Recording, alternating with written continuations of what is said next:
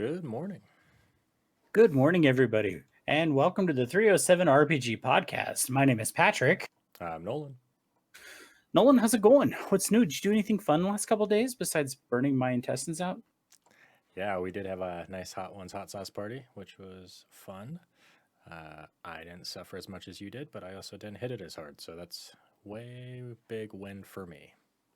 Yeah, apparently I was going a little bit harder than I realized. It's interesting because I was talking with my wife about it yesterday, and it didn't I was able to eat the sauces as you saw, and it wasn't like I wasn't sweating, I wasn't like running nose or anything like that you typically see on hot ones. But man, I woke up at like 4 with like the worst case of acid reflux or heartburn that I've ever had. Like it was so bad that I was like, I have to get out of bed right now, go find some Tums. And I was like munching Tums all day long, took a Prilosec or whatever the hell it's called, and just whew. Sherry last night was funny. She's like, "What do you want for dinner?" And she just kind of looks at me. She's like, "Hot wings." I'm like, "Fuck you." Absolutely not. Not at all interested in that. I'm just going to change the title of the show real quick and then we will get rolling. Good call.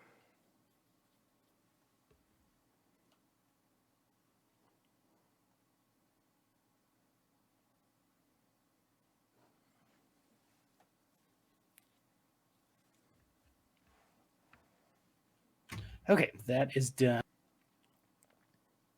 So, yesterday, I had the opportunity to attend a virtual Magic the Gathering judge conference, which was really cool. I was gonna say, curious how that went. I imagine parts of it are nice, just from a standpoint of not having to travel in February, but also part of the fun of that stuff is also seeing people you haven't seen in a while. So Right, right. And it's interesting because I have not been involved with the judge community for a while. COVID, obviously, and then changing jobs made it so where it's difficult when you're in sales to take time off, especially extended time off, 2-3 days, because you miss out on money. Mhm. So, or the potential of money, I should say. And especially, Friday, Mondays, weekends, whatever. Sometimes those tend to be, as you know, our best days. And it's difficult to be willing to be gone and not make the money to go do something you enjoy. Sure, yes, you're going to make a little bit of money as a judge, but the potential to make more money in sales is there. So I haven't done a single Grand Prix for 3 years. And then, of course, COVID. So it was good to get back to that. Like I said, I did recognize several names, people that I'm still friends with currently. I got to see them like as in see their names. Um, the presentations were really good. We were using Microsoft Teams, and my understanding was this is the first time that they've used it, and it was specifically to house so many people. There was over 200 people on that call. Oh, that's awesome. Yeah, so there was a lot of individuals involved in it. Great presentations. Some of it was on rules, some of it was on community. There's a big focus in the judge community for inclusivity and diversity, so we had a presentation on that. Again, rules. It was nice to see because I haven't played Magic a whole lot. It was nice to see that I still had that aptitude for the rules because, as you know, as a Magic player, the rules can be incredibly convoluted and difficult.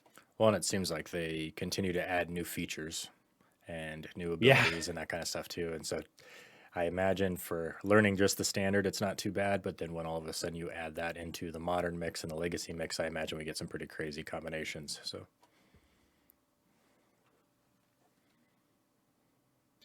Sorry, I thought I had the title changed and I didn't. So oh, just fixing that real quick. Yes, that's exactly it. And as new sets come out, and I haven't looked at like Kaldheim, the newest set. In fact, I don't think I've looked at 5 or 6 sets, if not more, because I've taken considerable break from Magic. So it is good to get back into it. I've got 3 or 4 more planned to attend, all virtual. So it's gonna be fun. So we'll see how that goes. The other thing, did you happen to see that Gehenna Gaming and Onyx Path did a virtual horror con this weekend? I did not. I didn't even hear anything about it. So they did this last year, and they really promoted it quite a bit through social media, mostly on Twitch. Gehenna Gaming is very active on Twitch. Those of you who don't know, Gehenna Gaming is a podcast. They do a live action show, role playing show, mostly focusing on horror gaming, Vampire the Masquerade, Call of Cthulhu, things like that. So they partnered with Onyx Path last year to do this virtual convention type thing, and they did it again this year. This time calling it Virtual Horror Con. Badges were like $3 or $4, so it wasn't super expensive. You did end up having to subscribe through Twitch to Gehenna Gaming's Twitch stream to catch some of the stuff. But of course, if you have like an Amazon Prime account, you can subscribe for 1 month for free. So it was, I got to watch a live action play of Call of Cthulhu just for about an hour last night. What's that guy's name? Alex plays the Nosferatu on Oh, LA by okay. Night. Hmm. Yep, he was in it, and Cynthia Marie, who's also from LA by Night, was in it. Jacob Burgess, who is one of the writers for Cults of the Blood Gods, we had him on our show Yeah. to talk about that. And I forget who the other two people were. So I watched that for a little bit, and really it just made me want to play Call of Cthulhu more because it is a fantastic game, and I do miss playing it. It's something that I think we would all benefit from playing. Doing one shot. Call of Cthulhu is one of those that, in my opinion, you don't. I don't know that you can do a long term campaign because ultimately your character goes freaking crazy and is like retired. So I would imagine it would be really neat to sit down, do a one shot with a select group of people that you know are going to get into it and just play one night, 4 or 5 hours, and just have a good time. That would be an interesting one to do, like a murder mystery type thing. Right, Watch right. people degrade into madness through the night, like, hey, Yeah. act three, and all of a sudden, like, you can't stop pulling out your own hair type situation. So, Yeah, and it was cool. And I'm not sure exactly what was going on because I did pop into it late, but there was like you keep hearing a door close, and they're like, "What is going on?" And like Cynthia Marie's character had disappeared, and she thought she'd been gone for an hour, but she'd been gone for like 4 months. And so everybody's like, "Where have you been?" And so there's this. You could just see the players. They did a great job because you could see this look of like, "What the shit is going on?" we thought you died.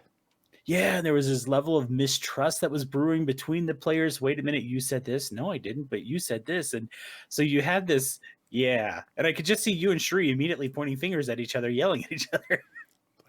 Yeah, it would turn into something bad, I'm sure. It'd be worth experiencing. So, of course, that was this weekend. And other than that I mean, that really kept me busy this weekend. What were you up to yesterday? It wasn't a whole lot. I've been in the guilty pleasure mode of watching or rewatching all of the Resident Evil movies. They're one of my favorite bad movies. Sorry if you really like them. I really like them too, and I am still going to call them bad movies. So we did that a little bit. We did some sledding with the boys. Didn't really get much nerd stuff in. Got to read a little bit about the topic of the week, and then I did play, I guess, a little bit of Apex last night, till way too early in the morning as usual. So Oh, you're back at playing too late in the morning or too early in the morning, huh? yeah, one more game turns into 10 more games, turns into 4 o'clock in the morning. So It's hilarious because you were just telling me on Monday that, or not Monday, but on Friday, you're like, I've got to stop doing this. I need to stop wrecking myself. I did one night. I got caught up. Well, that's good. I'm glad you took the one night break and that you're feeling refreshed. Yeah, so much for Oh that idea. man, I'm trying to think what right? else. There wasn't a whole lot. We did get to see some of BlizzCon as well, which I think we'll talk about a little bit. Yep, we're And gonna talk about that later. uh, So I'm trying to think what I else. got, Yeah, after you deciding you were going to wreck my insides with some seriously hot sauces, you're shaking your head. No, you did treat me and let me see some of Return of the King in 4K. And folks, if you don't have a 4K TV and you don't own the Lord of the Rings 4K, you need to put this on your wish list because I went home actually and watched, I think it was Fellowship right after that. So, or no, I guess it was The Hobbit. And oh my gosh, it's almost so real that it looks fake. Did you ever experience? Yeah, when as you were watching it? I say when we got the new TV, it took me a long time, and then a lot of the motion really threw me off. You see like cars drive by or whatever, and it would be like like when you're sitting in a parked car and somebody starts to move, and you kind of get that weird like motion, like grabbing onto stuff because you think you're rolling type situation. Like I just remember that and being like, it's too much. I can't handle it. And now I've gotten used to it, and now I'm disappointed when you watch an old movie and you're just like, this is aged. And so seeing these things, I mean, seeing them look so young is so weird. It just, I don't know. It's really good. I absolutely enjoy rewatching them, and now that I get to watch them in Ultra HD and 4K, is just great. I'm not sad that I bought it again for the fourth time. So Right, right. And it's something like I said, guys, if you don't have this on your wish list, I know it's now on mine. There's other things that I have to get first, or want to get first, I should say. But a 4K TV with the Lord of the Rings and the Hobbit sets are absolutely firmly placed at the top, near the top of my wish list.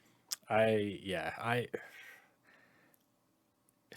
it just looks amazing. I mean, that's just it. I mean, it just looks so good, and having the foresight to film it the way they filmed it, to know that there would be better technology in the future, I don't know. It continues to be the best fantasy movie as far as detail and care, from building the props, from building the sets, from building the weapons, not too much green screen. I mean, like just people committed and filming in the way they did. So nobody got, I don't think they lost anybody along the way. There wasn't these huge breaks. They kind of filmed them all at once. I mean, it was just one of those once in a lifetime type situation where I don't think you'll ever see a movie made that way. Just I can't even imagine how they signed off on that kind of budget. We're gonna film all three at once, and it's gonna be this long. And I mean, I just don't. I don't know. It's darn close to perfect. And that's not saying it doesn't Really is. follow it the same way. I mean, it's just the care that went into it. And I think the actors were fantastic. I mean, it is one of my favorite movies, if not my favorite. So Right, I got right. nothing negative to say. I probably have watched those 6 movies more than 10 times each, easily. And sometimes it's not all the way through. Sometimes it's I put it on and I'm doing stuff, and I don't always just sit down and watch it. But it's my go-to. It's I'm tired. I just want to veg out and watch a show. I turn it on. I'm in my office playing a game. It's on in the background. And at no point do I ever feel like, oh my God, I'm tired of this movie. Yep. I watch all 6 of them over and sometimes I sit there going, God, which one do I watch? You know? We do at least once a year, and I think there's a few series. Everybody kind of has that, like once a year, it's time. I'm in my once every other year for Resident Evil. I know my wife has usually we'll sit down and cycle through a Harry Potter phase, usually around Halloween. So I think everybody kind of has those series of it's just kind of that you'll run out the disc before it's too late just because it's once a year type thing. So Right, right. And it is nice that you can use clients like Voodoo to watch those digitally so you don't have to destroy your disc. Because I know I have the 3 original films when they came out years and years ago on the extended version. They're the nice big box of them. I have those sitting right here above me, less than 3 feet from me. And it's nice not to have to put those in because I bought the extended versions on digital. So I can watch those digitally and leave the discs and the maps and all the artwork that it came with those put away and not risk ruining them. I remember when the box sets came out. I got the first one with the 2 bookends of, Oh, and nice. then I got the second one with Smeagol in the fishing pond. And then my parents were like, we're gonna get you the third one. We know you love this movie or whatever. It had Minas Tirith, wasn't it? Yeah, and it was a jewelry box, and the top peeled open. You could put stuff in it. And we sat there. I was like, "Oh, my parents got it for me, but they didn't get that one, so I didn't buy it." And my mom goes, "Well, your dad said you probably didn't want the jewelry box, but I told him he was probably wrong." And I was like, "That was the only thing I want." Like, so it was funny. And then I've never been able to find it, so that's kind of my eBay goal of someday trying to track it down and paying probably way too much for it, but. So do you still have the other 2 then? Somewhere. I think they've survived 3 or 4 moves, and it's kind of one of those things of like, I don't know. They might be at my parents. It's one Right. of those things of like, I wish I had them now, but Oh, sure. we were also out at my parents' house, and I have a almost the size of a twin bed map of Middle Earth, just massive. And like, oh, we hung on to Wow. this to you, and it's just sitting in a spot back there. And I saw it and got to look at it this week, and I was like, oh, how am I going to get this home? It doesn't even fit in my car. That's So crazy. yeah, it's funny. It's been, again, I think it's been part of my life for most of my adult life, because it did come out when I was 17. So just, You know, you can buy the original 4 disc Return of the King's Extended Edition, not with Minas Tirith, for $32 on eBay, and it, that's sealed. yeah, it doesn't surprise me. Yeah, I think the 4K one for all three was 79.95, and it was sold out over Christmas. I couldn't get it. I saw people selling it for like 150, and it came back in stock this February, and like I said, it was $80. So I didn't feel like it broke the bank. It did break the bank when I had to buy a DVD player that would run it, but it is what it is. So I'm looking on eBay, and it's crazy because, like I said, you can get it for like $35 for the original box set one. There's others people are selling it for $45, and then I found Minas Tirith. It's only $150. Yeah, I say only. It does look cool though. it does look cool. Yeah. Yeah, the Weta stuff is just phenomenal. Oh my gosh. I have well, that Two Towers lithograph from Weta that sits right above me here in the office, and then I have a couple of pieces from Weta. I don't remember what else I have.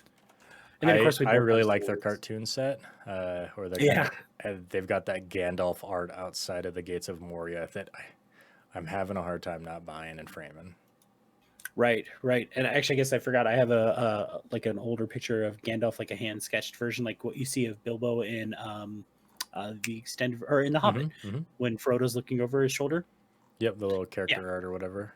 Yep. And I have that of Gandalf sitting just right on the wall, right across from me. I mean, my wife was like, "You have like a $500-600 Lord of the Rings collection in your office," and I'm like, "So it's more than that, but whatever." It's not even close to done. Get used to it.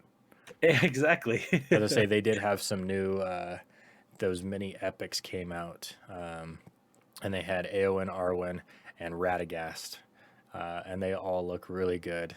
And then they had a Smaug. It was one of the more nicer statues, about $150. Also looked amazing. I mean, it's like I don't know how they keep putting out product, and I'm like, you got to be out of Right. ideas, and then they do something, and I'm like, they're not out of ideas, and it still looks amazing. So I have a map from The Hobbit that I want to put up. It's probably going to go up right behind right up above the TV here. I'll just move Johnny Silverhand somewhere else. But I think I want to have it framed before I put it up. I don't want to put holes in it, so and it's in this like tea stained, really brittle paper.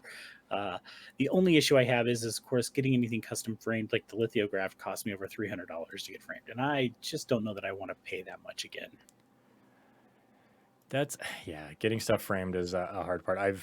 Nay got me the painting, and I love the Yes. canvas wrapped. I mean, that's just such a nice way to do things. But Yep. In fact, Sheree and I were looking at different artists last night that found some stuff that we really liked. And I told her then we would do the canvas. And Nate did that for us for my oldest son when she shot his senior picture. She got us that canvas wrapped. And so we plan on taking some of the pictures of our youngest son, one of them, and doing the same thing and having it hung up on the wall because it really is a nice way of doing it. yeah, So, okay, we have really digressed, and that's okay.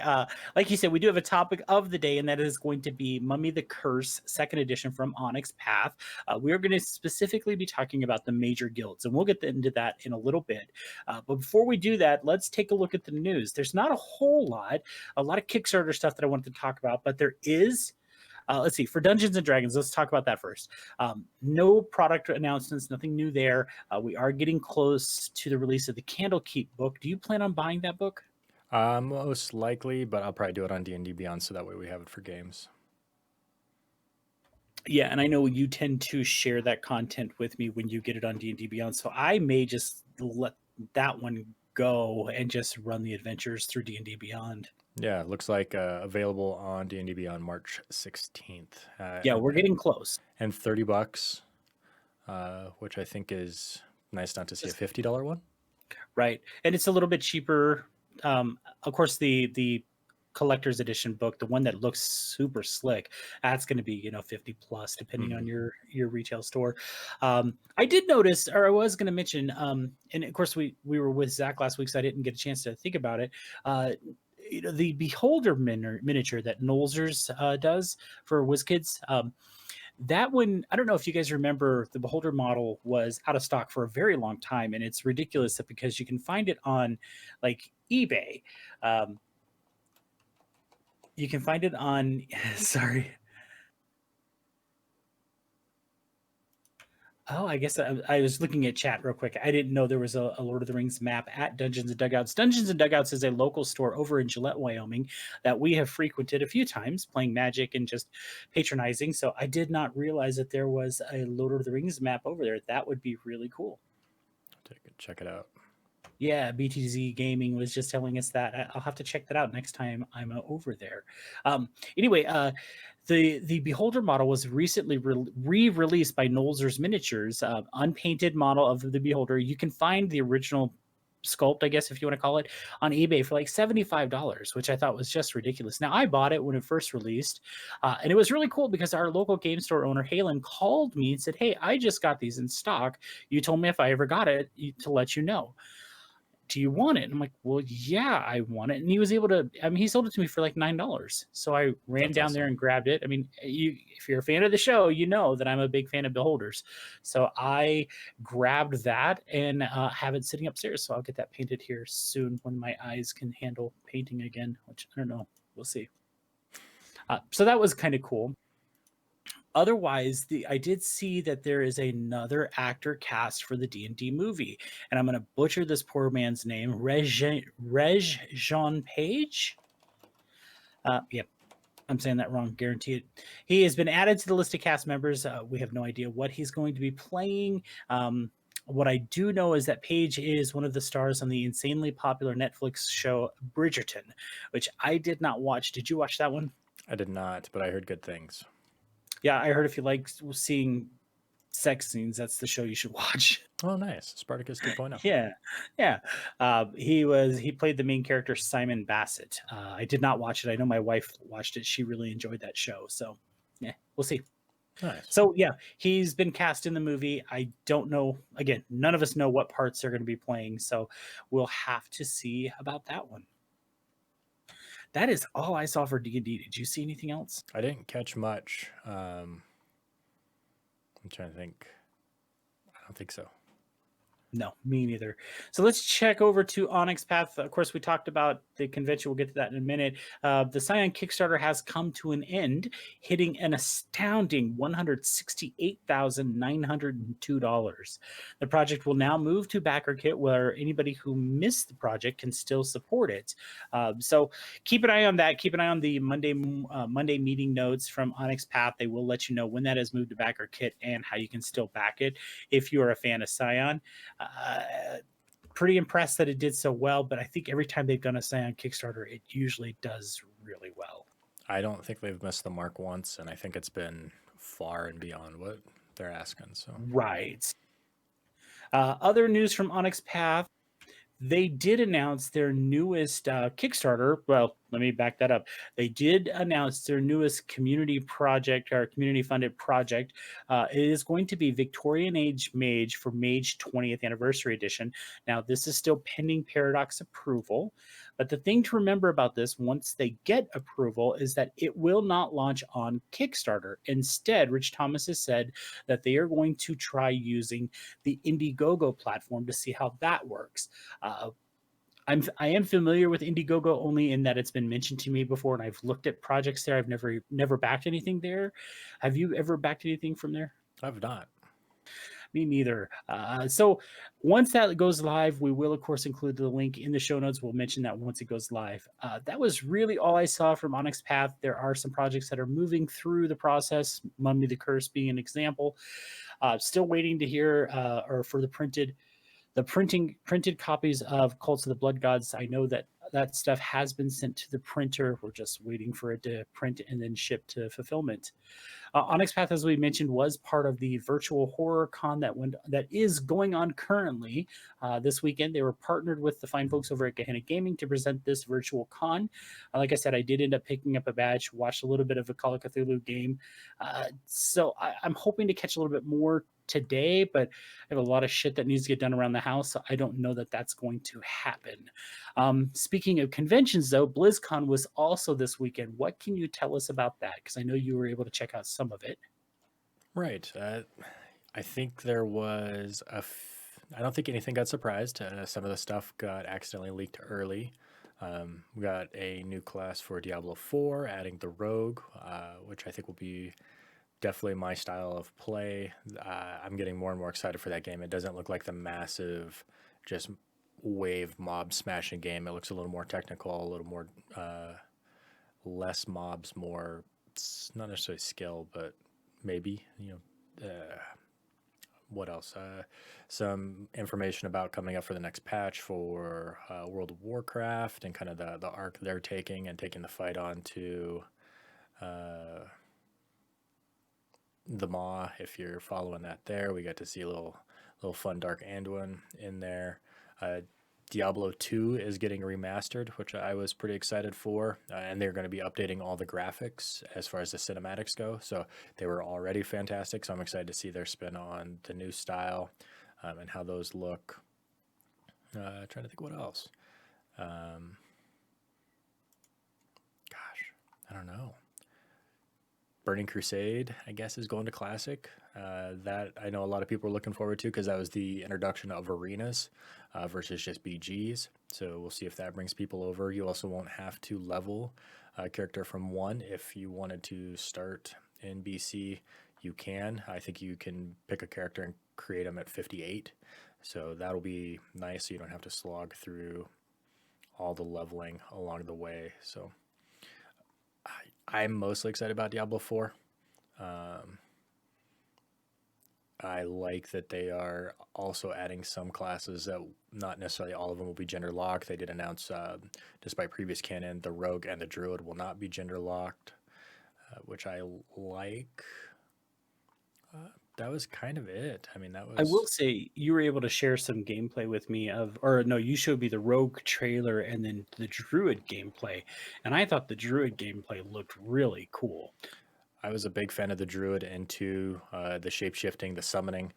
You could go very, I don't know, it was a nice way to play the necromancer style thing, but instead of skeletons, you could get wolves or creeping vines, uh, have a bear companion. So I really like that idea. I hope it's equally fun. I did not get a chance to watch the Critical Role Diablo campaign, um, and I'm planning on going back and watching that sometime today, just because we've talked about Diablo being a fifth edition style game for so long that I hope it's good. I hope it's a hint. I hope there's some sort of partnership there or something coming because I just want to see the tome of magical items that comes out. I I don't. I can't even imagine. There's just so many like legendary armors and sets and gear, and it is kind of a loot friendly game. It would be fun to play a very high magic setting, um, style fifth edition in that world though, because the monstrosities and horrors would be really good as well. So So I think if I remember, if memory serves, when I was originally playing Diablo, I want to say, and I know I played a rogue because I loved the rogue. I love the idea of being the archer, run in, tag something, run out, and just work your way backwards through the dungeon as you're killing things, so to speak. Um, Moving forward to go backwards, kind of thing. And if I remember correctly, the bow of the zodiac was probably like, or see, the bow of the zodiac or bow of the stars was probably like the bow to have, and it was like plus to all your stats kind of thing. Um, I think it'd be really neat if they put out some of the Diablo stuff, even if it was just a book of magic items that was released for fifth edition that was all Diablo themed. That, and you and I kind of talked about this at work, where I think it would be cool to say, okay, you found a bow of the heavens, or bow of the rainbow, or bow of the stars, or zodiac, whatever, and it has these base stats because they're all going to have these base stats.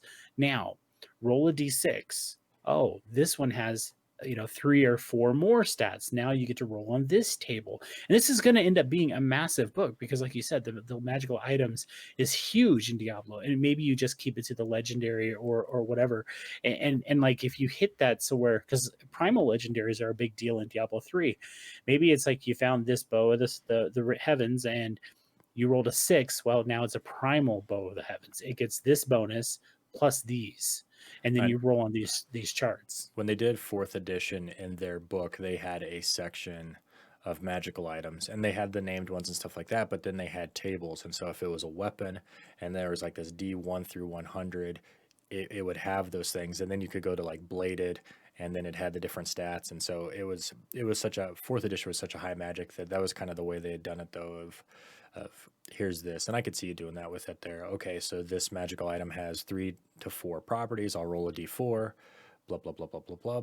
Okay, so you got 3 stats. Roll a d60, 66. Okay, it's plus 2 lightning damage plus advantage on acrobatics checks, and it's just a totally random item. Sometimes it's amazing, sometimes it's not. You roll, like you said, maybe you roll a 99 or a 100 on the table, and it primals, and you get another 2 or something. I think that'd be fun, and not treated as a balance at all. Just Right. let characters go nuts. I also would like to see a monster manual style thing for Oh, Diablo. yes. Give me the stats of the butcher and Right. throw that in the game. Yeah, just the fresh meat. Yeah, that would be awesome. Still have And nightmares about I'm that. gonna have to try to catch the Critical Role, because I could imagine Matthew Mercer doing some pretty cool stuff with that. So I'll have to look into that. Yeah, it looked like a pretty good panel. I I really like that world. I think it would be great. I do too. So yeah, I was pretty excited about the Diablo 4 stuff. Same thing with the Rogue. That was kind of my big takeaway. I'm excited for some of the stuff coming to World of Warcraft. I don't know. I'm ready for something new in there. I'm kind of at the peak of my burnout on that. So I'm ready for flying in Shadowlands. yeah, that's true That's too. that's my big thing. I was like, some of the places you have to run through, it's just monster after monster after monster, and you just, especially as if you're, because I mean, I don't play it that hardcore, so I don't have very good gear, and I run through something and oh look, I'm dead. I'm like, God damn it! Or oh look, I pulled 20 things and I killed 3 of them, and now I'm dead. Yeah, I spend a lot of time in tank stance or in my brewmaster form on my monk I'm sure. because there's so many mobs that, I mean, they can't kill me and I can survive, but they will kill my DPS. So And to be fair, this is the first time that I've played or not Diablo, but World of Warcraft as a DPS. Typically, I play a tank, and it's typically a DK tank, and it's like, I pulled the whole screen. Whatever. yep, yeah, I'll be done in a it's minute. very tank friendly right now, especially in those Yeah. hard to reach places because a Yep. lot of elites, and it's fine. I mean, that's Yeah. Yep. I mean, and as I get better gear, I mean, I won't be a raider because that's just more time investment than I have. I may do some LFRs and get some gear that way and be good enough, so to speak. yeah. Go see the fight and call it good. Right. Right. So let's check over to Modifius, because there is a little bit of an announcement from Modifius, and that is that they have announced a free Octung Cthulhu 2D20 Quick Start product releasing this Tuesday, February 23rd. It will be available on Astral Virtual Tabletop, Drive Through RPG, and the Modifius store. I personally really like these quick starts, and I like that this one's being done for free because it's just going to be PDFs. There's no dice or anything like that you get some from the other ones. But I personally think quick starts are a good, inexpensive way for you to check out a game to see if it's something you're interested in pursuing further. What do you think of these? I think it's exactly what you said. It is a big commitment of, hey, we're going to play D&D and you need a PHB and you need this here, and you're $150 into the game and you get your dice and you sit down and you're like, this is not what I thought it was.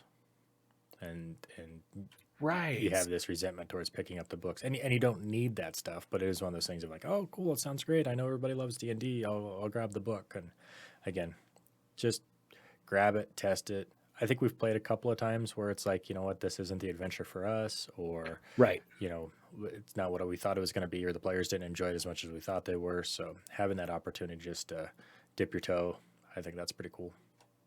Yeah, and I like the idea of, okay, we can try it, see if we like it, and maybe it didn't work with that group, and you were the keeper, as they're called in Cthulhu, or the game master, whatever you want to call it.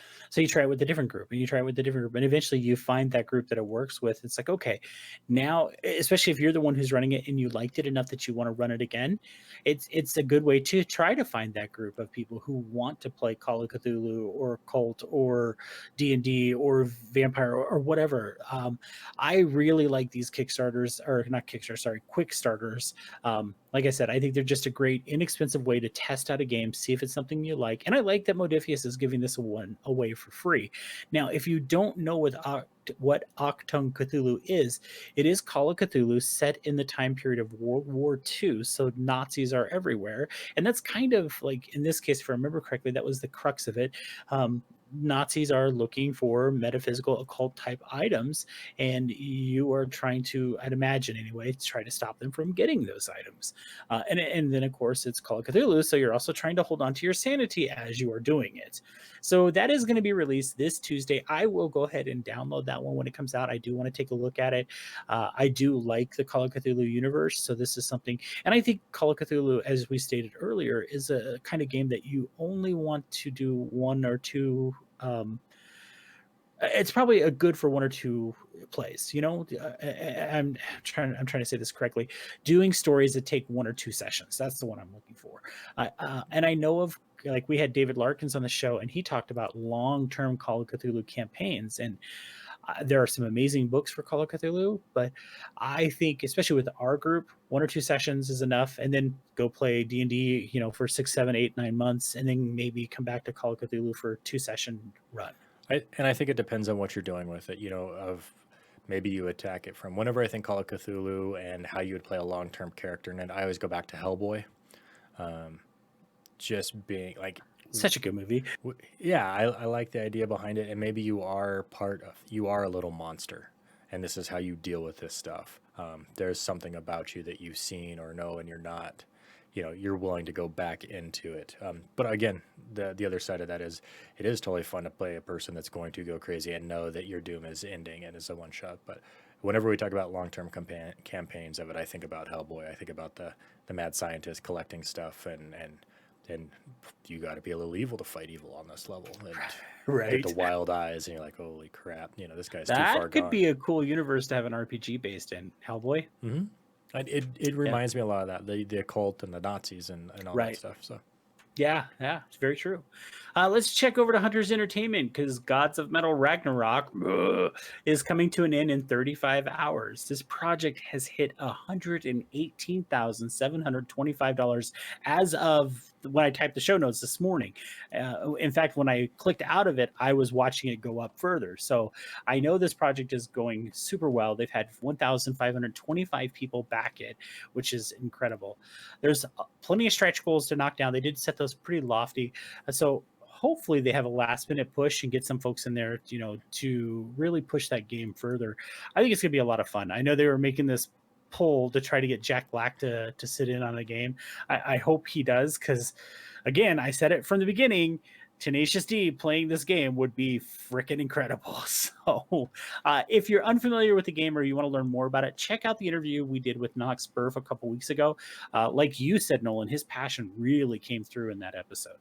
Yeah, it's really cool, and it is kind of one of those campaigns that is kind of a once in a lifetime because of COVID and that kind of stuff, just because you have the opportunity to catch so many people to be on that album that probably aren't working and touring right now. So it's really cool. It was fun to learn about. Yep, I'm looking forward to that one coming in. Speaking of Kickstarter, Stoneworks Gaming, we had Zach Going on the show last week talking about the Lights of Winthrop Manor, which is a project that he worked on for Zine Quest 3 from his company Stoneworks Gaming. They are fully funded. They're sitting at $3,818. Their initial mark was only $2,000. There's still 6 days left. I would love to see this project hit the $5,000 mark. Completely agree. I really had not...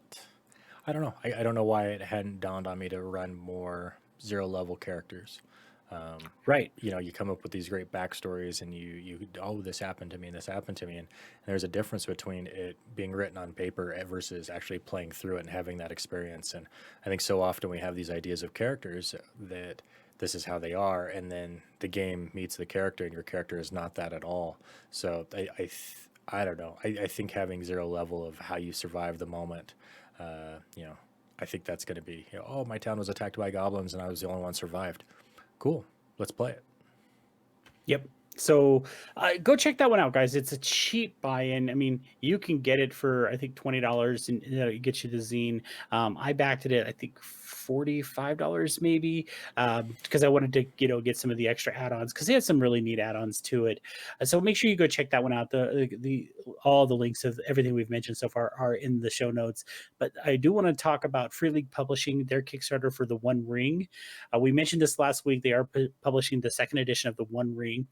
This one, the initial ask was $12,079. It is currently sitting at $1,108,855 US dollars, not the Swedish krone, as because it is a Swedish company. This is US dollars. Holy shit! Did they blow away their goal? I know I'm going to be backing this project. I don't know at what level yet. It may just be the standard edition with some of because there is a quick start that comes with this one that you can get a printed copy of. I may just do that one versus getting the deluxe edition because either way, both of the books, as you said, look freaking amazing. Yeah, I'm having a hard time staying away from this one as well. Again, trying to find the time to play it, but at the same time, I don't I don't know of a setting that I would rather play in more. Right. So I think that's the tough thing about it. Like, do you abandon everything that you've been doing in Forgotten Realms for a while? Maybe you do take a break and come back and see it with fresh eyes. So Yeah, take a year off and go play in the Lord of the Rings universe. yeah, I could dig it. So I just wanted to read this. I grabbed it from the Kickstarter. I just want to read through this for you guys. So again, the link is in the show notes for you to check out this Kickstarter. So this is directly from the Kickstarter page. The One Ring is a role-playing game based on The Hobbit and The Lord of the Rings, two extraordinary works of fiction by the beloved author and respected academic John Ronald Reuel Tolkien, published in partnership with Sophisticated Games. First released in 2011, its award-winning design was hailed as the best attempt at bringing Middle-earth to the gaming table to date, thanks to its thematic rules and painstaking attention to detail. For 10 years, players of the game have traveled far and wide across Middle-earth, adventuring for multiple decades of game time. Today, it is time for the game to enter a new era. This new edition of the One Ring brings players further into the twilight of the Third Age with a new hardbound volume presenting a set of updated and streamlined rules developed thanks to years of player feedback and raising the game to the standards of quality that have made Free League so popular. A new setting to experience, the lone lands of Eriador, and the year is 2965 of the Third Age. This is a vast land that once saw the glory of the North Kingdom of the Dunedain.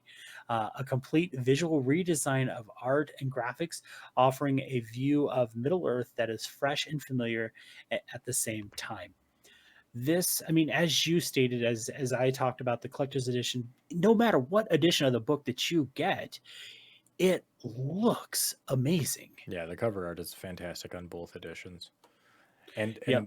playing through this stuff, like it's one of those things of, again, if you have downtime and you have a day and you like Lord of the Rings, pick up the free version of Lord of the Rings online and just jog around the starting area. You know, you don't even have to, I think, get past like level 10 to get to the Prancing Pony or go see Bag End. And so exploring it and having a visual and that kind of stuff, it makes me, I don't know, it's such a good world. It really is, and it hits on all of our feels that we've talked about. You know, everything that those warm fuzzies that we get because of these games, these settings. This one just touches them all. You know, and knowing that it is between, I think you and I discovered that it is played between the end of the Hobbit and the beginning of the Fellowship. So, which you had told me that there was not a too terribly much written about it, so it is kind of wide open that players can play in without worrying about, oh, I messed this up, so now the rest of the story isn't going to happen. So I'm telling you, man, there's 11 days left. I'm definitely backing this one. I just don't know what level yet. Right. So even if you don't, I'm going to. So we will have it in our group to be played. Add it to the list. That's right. I know we're getting close to the release of Tullus. Have you heard anything else about that? I haven't had any updates. Okay. Hopefully that means they're moving right along and that it's going to be shipping. I think they're talking mid-March to early April. So you should be seeing that massive box showing up very soon. Hopefully. Yes. Okay. It is time for our topic of the day. we have decided that we are going to be talking about Mummy the Curse Second Edition. We are specifically going to be talking about the major guilds. Now, for those of you who don't know, Mummy the Curse Second Edition is published by Onyx Path with approval from Paradox Entertainment. This is, of course, the remaking of Mummy the Curse for Chronicles of Darkness. This is not currently available to the general public. It is only being sent to backers. I backed it November 2019, something like that. So it's been 2 years. This is, like I said, not currently available. So they did send out the backer PDF to Kickstarter backers. We just received this Tuesday or Wednesday, something like that. And we decided, you know what, there's enough time for us to cover something major in the store or in the character creation process, but brief enough that you and I had time to read it. And with that being said, we were going to be talking about the major guilds. We are not experts on this game. We don't pretend to be experts on this game. We have read through the major guilds, each of us breaking it down to, separating it out so we could have time to read it. And we wanted to present those to you to give you an idea of what is available in this game and to decide if you want to try it. Mummy the Curse is a game about time. When I say time, it is literally the mummies are based in the realm of Duat, and they get shipped to Earth or to the primal plane, whatever, in any point in time. It could be, you could be playing a game that takes place in 2020, and then the next session you're in 1912, or the next session you're in the 1400s. So as a result, it does create all sorts of memory issues. So it does embrace time travel and how it plays. It is, like I said, a Chronicles of Darkness game. I think Mummy originally came out for World of Darkness. It was just called World of Darkness Mummy back in the early 90s. It was a very popular supplement, so enough so that with Chronicles of Darkness, they did make it its own game. So, and I haven't looked at the two to compare them. I guarantee you there's tons and tons of differences. So that's a whole lot there. It's interesting, especially coming off of the back of Altered Carbon and Sleeves, Right. and then I got a lot of Quantum Leap feeling. Yeah, exactly. I can remember Sam oftentimes, trying to figure out where the hell he was at, and memories sometimes running together as of all the things that he's done because he did move forward and back through time. Mm-hmm. All right, so I have the first guild, the Ma Kep. Please understand that we're not 100% certain that we are pronouncing these correctly. We're doing our best. So the Ma Kep are called the Shadow of Pillars. They're interesting. These are your spies, and these are the people who work in the background. It really reminded me of a touch of Nosferatu from Vampire the Masquerade. These are the ones who work behind the scenes. Typically they're advisors, they're information gatherers, they're information traders, and they're very specific and sometimes on what they gather. Their tradition is an amulet. A protective talisman that they wear, and I imagine, and I don't know this to be correct. They talk about what their tradition is, and for each of these guilds, it just strikes me as like where the amulet is in time, the mummy would manifest through that. And I could be wrong, but that's just kind of how it struck me. It says the Ma Kep very rarely keep or take the spotlight for themselves. They'd rather gather the information, present it to someone, and let them be the one who takes the spotlight. They are the middle managers, if you will, the slave drivers. And yes, they do talk about slaves. Because remember, this game is based on ancient Egypt. So please don't be offended by that.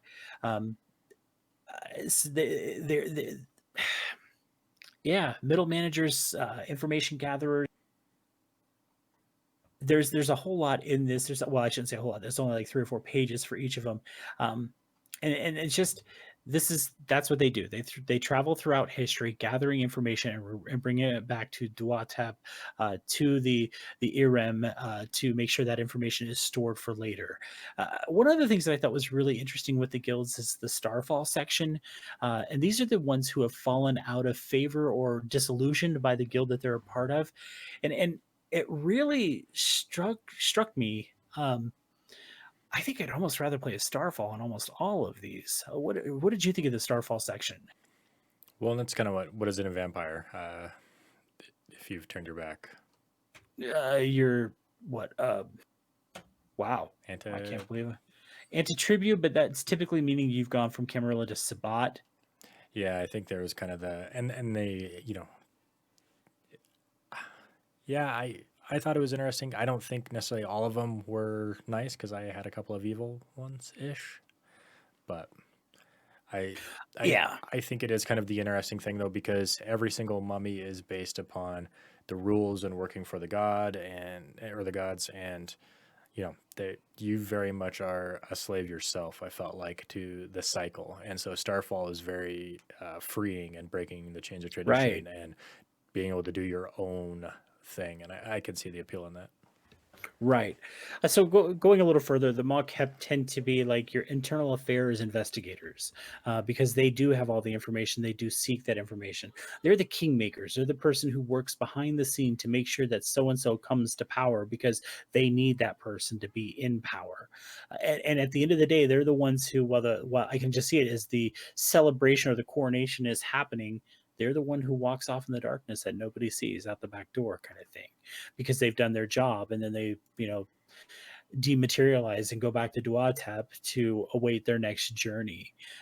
Again, information gatherers, reporters, scholars, viziers. These people who move through time to make sure that certain things happen, and they do it all in the shadows. So that's the Mocap. Yeah, I've got first for mine is the Musa Nabu, and it is Born of Gold. They are the way I took them anyway is they cultivate and grow, and that was kind of they find beauty, and at first I got very much into the idea that this might be a troubadour, but their beauty is in finding a rough gem and polishing it, and whether that's more actual wealth and seeing it grow or people. And this was really interesting for me because they can take, and one of the descriptions is they can see a 17-year-old cult follower and know that in 20 years that potential there, this is going to grow into something. So I kind of looked at them as kind of the visionaries, um, and the way they describe them is revolutionaries, alchemists, and brokers. But that was kind of the big thing is they will plant the seeds to watch them grow, and in doing so they also enjoy the growth or whatever. So they will have the nice mansions, they will have the big places, they will show what they have earned through basically they planted the seed and now they get to enjoy it. So they believe in the prosperity of all, and that was kind of the interesting thing about it. They seem like not necessarily good people but manipulators of potential, and so that's kind of what they were all about. They were the ones that will set the seeds. They have some pretty big followers as far as that goes because they cultivate from the ground floor.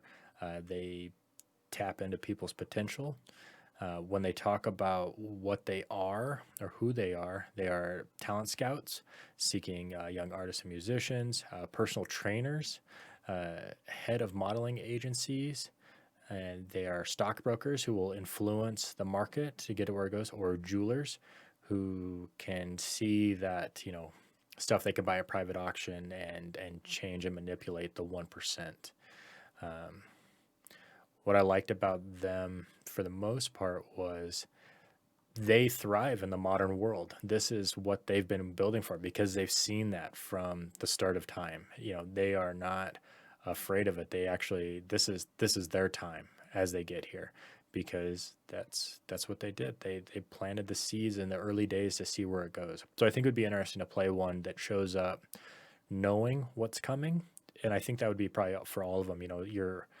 Your last mission was in 2012 and now you're in the 1940s. How much they talk about how much do you manipulate, how much do you plant the seeds there so the future, how much do you actually end up changing inadvertently or on purpose, um, and set yourself up for future gains. So they were pretty cool. I liked them. Not necessarily power hungry, but I could see that being a very positive on the outside type influencer, but it's all very much selfish. Right. So the third guild, and there's only five, if I'm not mistaken, Mm-hmm. is the Seshahebsu. And I wanted to read, there's a little story for each guild right before you get into the description of it. And I wanted to read this because this one really is indicative of what you're going to deal with the Seshahebsu. So it says diplomats, lore keepers, arbiters. They described his crimes to me one by one in great detail. Word for word, I took them down, my pen scratching across the page in a quick, precise stroke. When they fell silent, I looked up at him, pen poised. He watched its point as one might watch a serpent ready to strike. Please, he said, you know me. I've been loyal, faithful. Show mercy, and I promise I'll never. It's not my privilege to show mercy. The judges will hear your appeal. I do only as they demand. He paled. The judges? But you can't mean. My pen came down. In a few smooth strokes, his fate was written. I didn't apologize as I dragged him away, though my heart ached. They come and go. It's the way of things. Maybe if I keep telling myself that the descent after descent, then it will someday get easier. But I doubt it. Whereas the Mocap gather information, the Sesha Hebsu are like hardcore magnets of information. They want to know every little thing. When they latch on to say, we'll say Britney Spears, because I know she's been in the headlines lately. This would be the person who knows every little detail about Britney Spears. They know everything she's ever written, every song that she ever sang, every dance move she ever did, every Instagram post, Twitter post, whatever that she has ever done. They have it. They have it written and logged, and they do it without judgment. This is their job to make sure that this is saved. Again, the Mocap are information gatherers, but they store that information to be used later. They're brokers of secrets. The Sasha Hebsu are not brokers of those secrets. In fact, the Mocap frustrate them because they can't get the information that they need sometime. They need all that information. And it really reminded me, because they talk a lot about the Sasha Hebsu of being scholars. It reminded me of true Bruja, especially with the whole temporal aspect, time aspect of Mummy and the true Bruja's discipline temporis. And I think about, because the true Bruja tend to be scholars. So with these folks also being scholars, I mean, this would be like, you take that one class where no matter what you say, like we'll say it's a history class, you could ask that teacher, and we'll say specifically it's the US Civil War. This would be the teacher who knew at the Battle of Gettysburg, this was how many bullets were fired. This was how many bullets they had in reserve. This is how many horses died. This is how many pounds of oats they fed the horses while during the battle. This person would know so much intimate detail because they have gathered all that information, and they know how to use it. And I thought that was really, really neat. I'm not sure how you would play this in the game to be that information broker, because I mean they talk about like this is the kind of person that could be in the middle of a mission but finds that one piece of information that they've been looking for decades and stops everything just to make sure they record that bit of information. And maybe that's exactly what it is. This is the expert that you take with you to, hey, we're going to do this thing. We need you to come with us because you're an expert on that. I thought that was really cool. And again, it talks about the Starfall, which I just love the Starfall, and they tend to work counterproductive of the Scroll of Ages. The Scroll of Ages, I'm gathering, is like a massive scroll that the Sasha Hebsu, when they write something, it transports itself to the Scroll of Ages and it scribes itself there. It says, "Who are we? We are tomb raiding archaeologists who knows every language, living or dead." Oh gosh, now I can't think of his name. The guy in the Da Vinci Code, Tom Hanks's character. Oh, right. Yeah, it reminds me that his character would have been a Sasha Hebsu, because he could look at symbols and he knew exactly what it was. And I don't know why I can't remember. I've read all those books. I don't know why I can't remember. Judges for a neutral court that handle disputes for all supernatural beings in a living city. Can you imagine that? It says judges in a court that handles supernatural beings. It's like, all right, we're going to drag the vampire to the local mummy judge, which you could. Investigative reporters publishing breaking news stories before any mortal outlet could ever possibly run it. So again, these are information gatherers. They're not brokers like the Mocap. These are gatherers. They need that information, and they're going to use it. So I thought that was really cool. Again, I'm not 100% sure how it would be played. I guarantee you there is a way to play it in the game. I'm not sure, just because we're not experts on this game. We just read the guilds and we're presenting that to you. So that is the third guild. You have the next one. Yeah, so I've got Sue Manette, and these are they go by Eulogy for Souls, and these are morticians, necromancers, and shepherds. And what I found interesting about them is they are they come from a place of power because they were the ones that were allowed in the inner circle when they were actually learning how to prepare stuff for the afterlife. And so I think in the early traditions, they came from a very high place of power because they got to see what nobody else did and they were entrusted with this. And also, if you pissed them off, they could not do your ritual right and you may not have the afterlife you were promised. So they kind of had that and they kind of lorded it over people.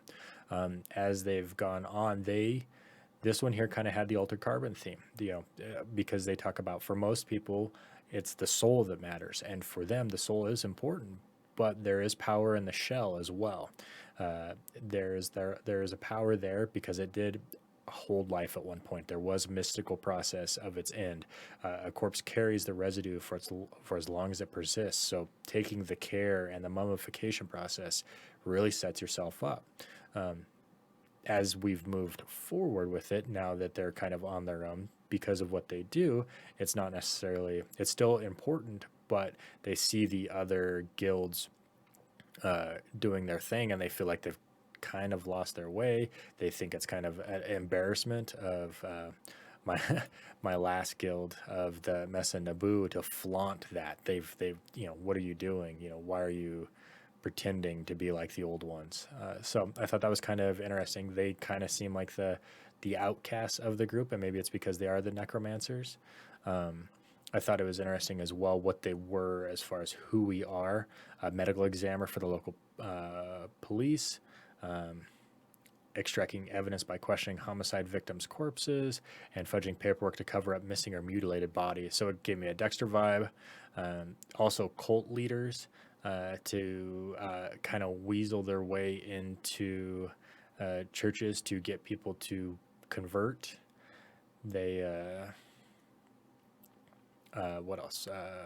Occult pawn shop owners so they can get all those little knickknacks and trinkets that could be used as vessels in the future. A serial killer trying to create an advanced form of zombie, and a grief therapist for the supernatural underworld, helping monsters and mortals deal with unnatural loss and strange fatalities, and studies other creatures born of death, which I thought was great too, because you just mentioned bringing in like vampires or whatever. So now we've got a very much a Lucifer counseling session type thing going on. But That's awesome. I think this is another one of those ones of I'm always fascinated by the idea of playing a necromancer or a dark person who doesn't where the corpse is a tool. In D&D we talk about that with a cleric all the time of like, no, his spirit's gone, it's okay, I'm just using his body. And this here, having that respect for the body of like, oh no, we're not done with them yet, we will take care of this. And then also taking pieces, and I don't know, it'd be fun to play that kind of psycho, I guess. I don't know. They're not really psychos. They just have a different respect for the body, but it would come across very dark. But yeah, kind of an interesting class to be. I mean, a high respected. I mean, you're taking care of the bodies. You are pretty important. You might just also be a little twisted. Right. And I think it's interesting as we look at this because they talk about multiple classes now talking about working with other supernaturals. And of course, this is a Chronicles of Darkness game. This is not Old World of Darkness. So the supernaturals, I'm gathering, interact a little bit more in Chronicles of Darkness. And so for those of you who don't know, Chronicles of Darkness includes games like Vampire the Requiem, Mage the Awakening, I forget what werewolf is called. Of course, Mummy the First, Beast, the Primordial, Demon, the Descent, not the Fallen. I can't remember which one's which.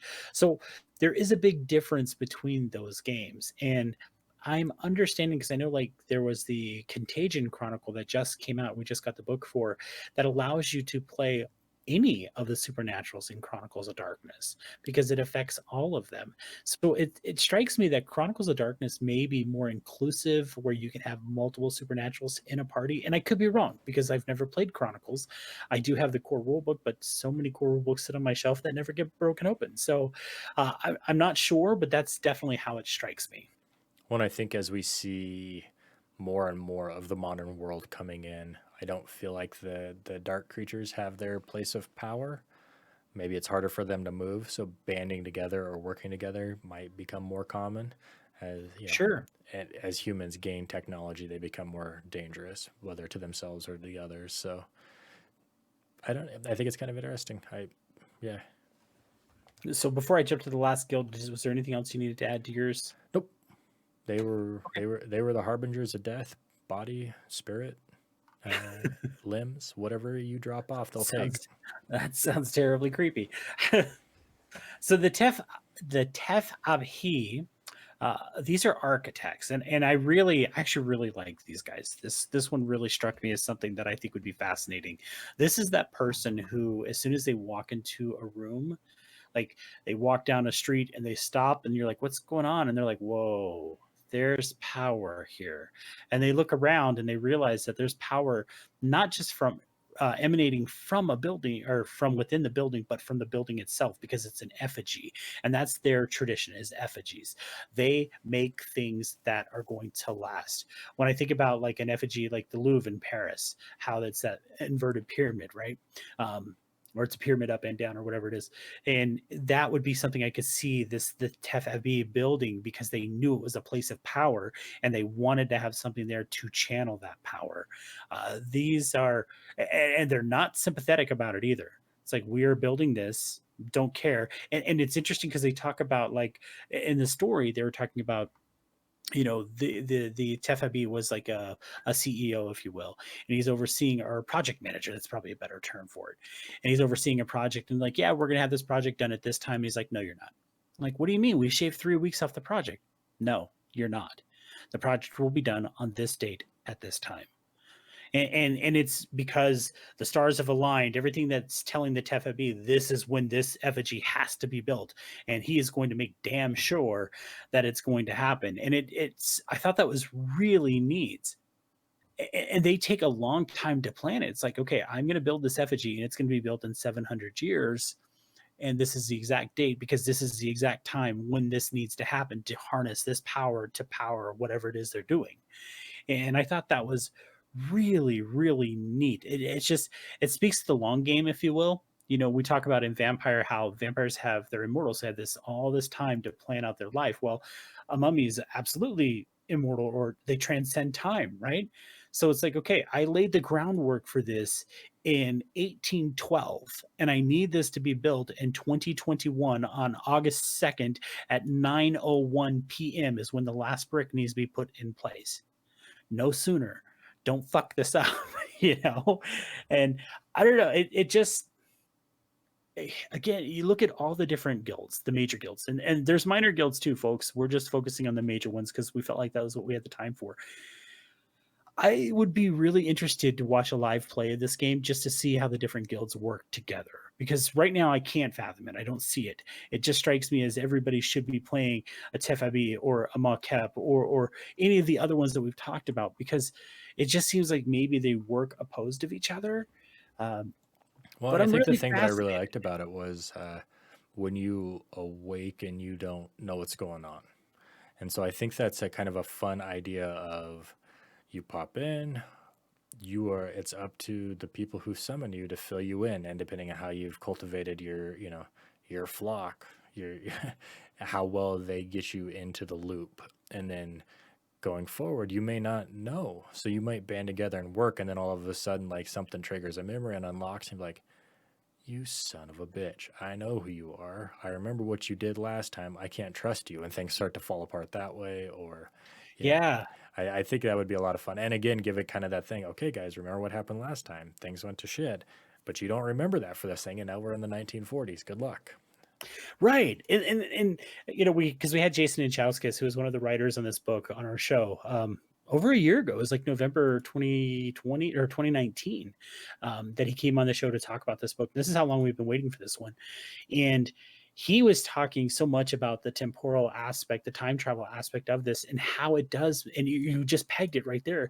It does make the mummy's brain Swiss cheese when they come from Duatep to the world, to Earth, to do whatever it is the gods are, or that they're being bidded to do.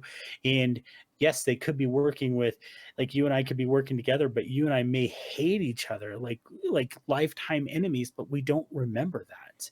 And we work really well together for this one mission, and then as everything is done and we're being summoned back to Duatep, we look at each other and like, wait a fucking minute. And we, Son of a bitch. exactly, we move to kill each other, and then we're just sucked into Duatep and we forget that we hate each other. And you talked about, cultivating their flock, and that's exactly it. They're called cults, and it's the cult that summons the mummy to do something. And so you have cults that withstand time, and it really plays back to the whole fall of London, Mithras, cult of Mithras, pulling Mithras back from the dead kind of thing. Uh, it's it's a fascinating game. It looks really cool. Again, learning a lot of the or trying to learn as much of the terminology so you know what's going on. Um, I think I think it would be a lot of fun. We talk about a lot of these little one shots too of like the Call of Cthulhu and they came beneath or whatever. You could just start grabbing whatever damn books you wanted and throwing them in there and having these characters just kind of show up and really make the whole darkness kind of come together. Just like, why are we here? What's going on? Well, you're in this moment. Have this character. Here's your personality. Get good at hiding it because you don't remember. Here's what's happening. Right. And when I look at Chronicles of Darkness, if it plays the way I think it does, in that the supernaturals, at least maybe not work together so much, but they're, unless it absolutely has to, the idea of having a vampire, a werewolf, a mage, and a mummy all in one campaign working together for, like in the case of the Contagion Chronicle, working to fix this disease that's affecting all of the supernatural, then that is going to be a really fascinating game. Be definitely interesting to try and put it all together. I don't know. It'd be tough, but it'd be fun. Right, right. Well, that is the major guilds of Mummy the Curse. There is a minor guilds, like I said, we didn't want to go into those because, well, frankly, we just don't have the time. And I know we did start a little bit late, but we've also run a little bit late today. We had way too much time talking about the One Ring, which we're okay with that. Nolan, I don't have anything else. I do want to say though, if you want to learn more about Mummy, we did have Jason and Chauskas on the show. I do have a link in the show notes so you can go back to that episode and listen to it. It really is a fascinating sounding game.